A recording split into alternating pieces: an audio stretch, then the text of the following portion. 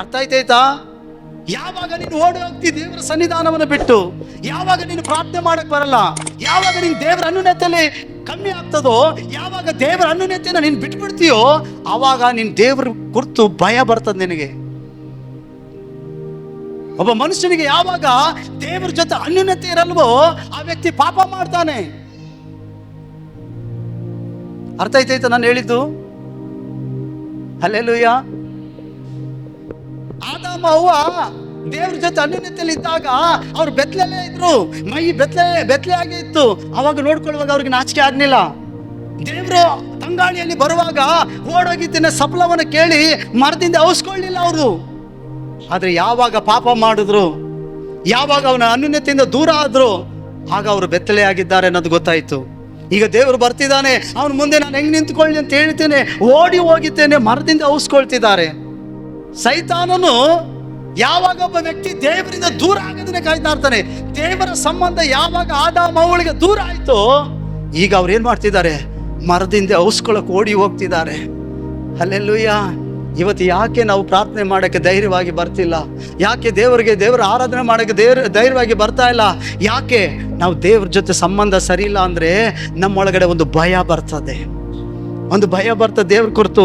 ಸೈತಾನು ಪಾಪ ಹೇಳ್ತಾನೆ, ನೀನು ಪಾಪ ಮಾಡಿದೆ ಅಲ್ವಾ, ನೀನು ಇದು ಮಾಡಿದೆ ಅಲ್ವಾ, ದೇವರು ಬರ್ತಿದ್ದಾನೆ, ಅವನ ಮುಂದೆ ಹೆಂಗೆ ನಿಂತ್ಕೊಳ್ತಿ? ಓಡೋಯ್ತಿ. ಇಲ್ಲೇನೋ ಓಡೋಗಿ ಪ್ರೇಯರ್ ಬರದೆ, ಪ್ರಾರ್ಥನೆ ಮಾಡದೆ, ಕುಟುಂಬ ಪ್ರಾರ್ಥನೆ ಮಾಡದೆ, ಸಭೆ ಪ್ರಾರ್ಥನೆ ಮಾಡದೆ, ಅಥವಾ ಒಂಟಿಯಾಗಿ ಪ್ರಾರ್ಥನೆ ಮಾಡದೆ ನೀನು ಸುಮ್ಮನೆ ಕಾಲ ಕಳೀಬಹುದು. ಆದರೆ ದೇವರ ಮುಂದೆ ಹೆಂಗೆ ನಿಂತ್ಕೊಳ್ತೀರಿ ಯೋಚನೆ ಮಾಡಿ. ಇವತ್ತು ಯಾಕೆ ಒಬ್ಬ ಮನುಷ್ಯ ಅಡಗಿಕೊಳ್ಳಕ್ಕೆ ಓಡಿ ಹೋಗ್ತಾನೆ ಅಂದರೆ, ಅವನೊಳಗಡೆ ದೇವರ ಅನ್ಯೋನ್ಯತೆ ಯಾವಾಗ ಕಮ್ಮಿ ಆಗ್ತದೋ, ದೇವರ ಅನ್ಯೋನ್ಯತೆ ಇರಲ್ವೋ, ಆಗ ಅವನು ಪಾಪದಲ್ಲಿ ಬಿದ್ದು ಹೋಗ್ತಾನೆ. ಹಲ್ಲೆಲೂಯಾ. ಅದಕ್ಕೆ ದೇವರು ಮನುಷ್ಯನಾಗಿಯೇ ಇರೋದು, ಮನುಷ್ಯನು ಒಬ್ಬಂಟಿಗನಾಗಿರೋದು ಸರಿಯಿಲ್ಲ ಅಂತೇಳಿ ಗಂಡು ಹೆಣ್ಣಾಗಿ ಉಂಟು ಮಾಡ್ದ. ಇಬ್ಬರಾಗಿರ್ರಿ, ನೀವು ಪಾಪ ಮಾಡಲ್ಲ ಅಂತ. ಗಂಡ ಒಂದು ಕಡೆ, ಹೆಂಡತಿ ಒಂದು ಕಡೆ ಇದ್ರೆ ಪಾಪದಲ್ಲೇ ಬೀಳೋದು.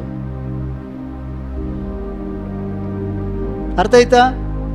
ಪಾಪ ಅಂದರೆ ಒಂದೇ ಥರ ಪಾಪ ಇಲ್ಲ, ವಿಧವಾಗಿ ಪಾಪ ಐತೆ, ಸತ್ಯವೇದ ಹೇಳ್ತದೆ. ಅದಕ್ಕೆ ಒಬ್ಬ ಮನುಷ್ಯನು ಒಂಟಿಗನಾಗಿರೋದು ಸರಿಯಿಲ್ಲ ಅಂತ ಹೇಳಿದ್ರು. ಹಲ್ಲೆಲೂಯಾ. ಅದಕ್ಕೆ ಪ್ರಿಯರೇ, ದೇವ್ರೇನು ಮಾಡ್ದ ಅಂದರೆ, ಆದಾಮ ಅವನ ಜೊತೆ ಬರುವಾಗ ಇವರಿಬ್ರು ಸಫಲವನ್ನು ಕೇಳಿ ಓಡಿ ಹೋಗ್ತಿದ್ದಾರೆ ಮರದ ಹಿಂದೆ ಔಸ್ಕೊಳ್ಳೋಕ್ಕೆ. ದೇವ್ರು ಕಾಣಬಾರ್ದು ಅಂತ ಪಾಪ ಮಾಡಿ ಓಡಿ ಹೋಗ್ತಿದ್ದಾನೆ ಆದಾಮವ್ವ.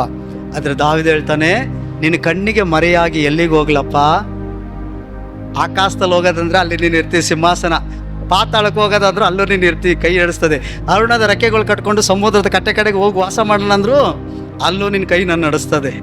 ದೇವರ ಆತ್ಮನಿಗೆ ತಪ್ಪಿಸ್ಕೊಳ್ಳೋಕ್ಕಾಗಲ್ಲ. ಅದಕ್ಕೆ ಹೇಳ್ತಾನೆ, ನಾನು ಕೂತ್ಕೊಳ್ಳೋದು, ಹೇಳೋದು, ಮಲಗೋದು, ಮಾತನಾಡೋದು, ನನ್ನ ನಾಲಿಗೆಯಲ್ಲಿ ಮುಂದಿನ ಶಬ್ದ ಏನು ಎಲ್ಲ ದೇವ್ರೆ ನಿನಗೆ ಗೊತ್ತು. ನೀನು ಅನ್ಕೊಳ್ತೀನಿ ಏನೂ ಗೊತ್ತಿಲ್ಲ ಅಂತ, ದೇವ್ರಿಗೆಲ್ಲ ಗೊತ್ತು. ಮುಂದೆ ನೀನು ಚೆನ್ನಾಗಿರ್ತೀಯೋ ಪಾಪ ಮಾಡಿ, ದೇವ್ರಿಗೆಲ್ಲ ಗೊತ್ತು. ಅರ್ಥ ಆಯ್ತಾಯ್ತಾ? ಅದಕ್ಕೆ ದಾವೀದನಲ್ಲಿ ಏನು ಹೇಳ್ತಾನಂದ್ರೆ, ಸ್ವಾಮಿ ನನ್ನ ಸುತ್ತಲೂ ಕಾರ್ಗತ್ತಲು ಆವರಿಸ್ಕೊಂಡೈತೆ, ಕತ್ತಲೆ ಮುಚ್ಚಿಬಿಟ್ಟೈತೆ, ನಾನು ಕತ್ತಲೆಯಲ್ಲಿ ಪಾಪ ಮಾಡಿದ್ರು, ಕತ್ತಲೆಯಲ್ಲಿ ಕಳ್ತನ ಮಾಡಿದ್ರು, ಸುಳ್ಳು ಹೇಳಿದ್ರು, ಯಾರು ನೋಡ್ತಿಲ್ಲ ಅನ್ಕೊಂಡಿದ್ದೀನಿ ನೀನು. ಆದರೆ ದೇವ್ರಂತವನೇ, ಕತ್ತಲೆ ಬೆಳಕು ಎರಡು ಒಂದೇ ಆತನಿಗೆ. ಅಂದರೆ ಆತನ ಮುಂದೆ ಕತ್ತಲೆ ಇಲ್ಲ. ನೀನು ಕತ್ತಲೆಯಲ್ಲಿ ಯಾರಿಗೂ ಗೊತ್ತಾಗದೆ ಹಿಂಗೆ ಮಾಡಿದ್ರು ಕೂಡ ದೇವ್ರ ಬೆಳಕಲ್ಲೇ ನೋಡ್ತಾನೆ.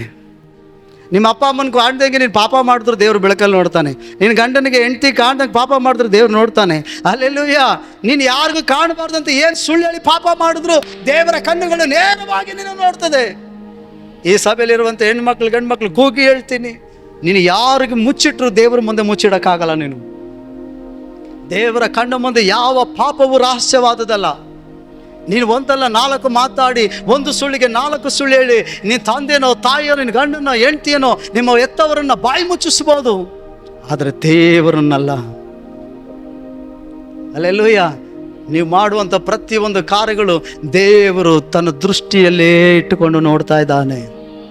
ಅದಕ್ಕೆ ದಾವೀದ ಹೇಳ್ತಾನೆ, ನಾನು ಕೂತ್ಕೊಳ್ಳೋದು, ಹೇಳೋದು, ಮಲಗೋದು, ಉಣ್ಣೋದು, ಮಾತನಾಡೋದು ಎಲ್ಲ ನಿನಗೆ ಗೊತ್ತಾಯ್ತಪ್ಪ. ನನ್ನ ನಾಲಿಗೆಯಲ್ಲಿ ನಾನು ಮಾತನಾಡೋಕ್ಕಿಂತ ಮುಂಚೆ ಏನು ಮಾತನಾಡ್ತೀನಿ ಅನ್ನೋದು ಕೂಡ ನೀನು ಅರ್ಥ ಮಾಡ್ಕೊಂಡಿದ್ದಿ ಅಂತ ಹೇಳ್ತಾನೆ. ಈಗ ಹೇಳಿ ಔಸ್ಕೊಳ್ಳೋಕ್ಕಾಗ್ತದ ದೇವ್ರನ್ನ ಬಿಟ್ಟು ಪಾಪ ಮಾಡಿ? ಆಗಲ್ಲ ಪ್ರಿಯರೇ.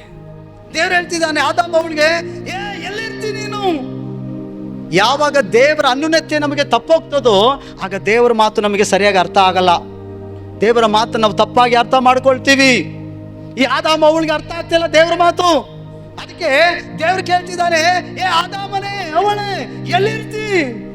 ನನ್ನ ಸಂಬಂಧದಿಂದ ದೂರ ಆಗ್ಬಿಟ್ಟಲ್ಲ, ಎಲ್ಲಿರ್ತಿ? ಅದಕ್ಕೆ ಆದಾಮ ತಪ್ಪಾಗಿ ಅರ್ಥ ಮಾಡ್ಕೊಂಡು ಹೇಳ್ತಿದ್ದಾನೆ, ನೀನು ಬರ್ತಿರೋ ಸಫಲವನ್ನು ಕೇಳಿ ನಾವು ಬೆತ್ತಲೆ ಆಗಿದ್ದೀವಿ ಅಂತ ತಿಳಿದು ಮರದಿಂದ ಅವಸ್ಕೊಂಡಿದ್ದೀವಿ.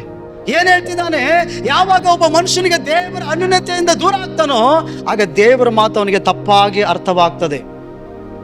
ದೇವ್ರು ಕೇಳ್ತಾ ಇರೋದು ನೀನು ಎಲ್ಲಿ ಹೋಗಿ ಅಡ್ಕೊಂಡ್ ಕೂತಿದ್ದೀಯ ಅಂತ ಅಲ್ಲ, ದೇವ್ರಿಗೆಲ್ಲ ಗೋಚರ.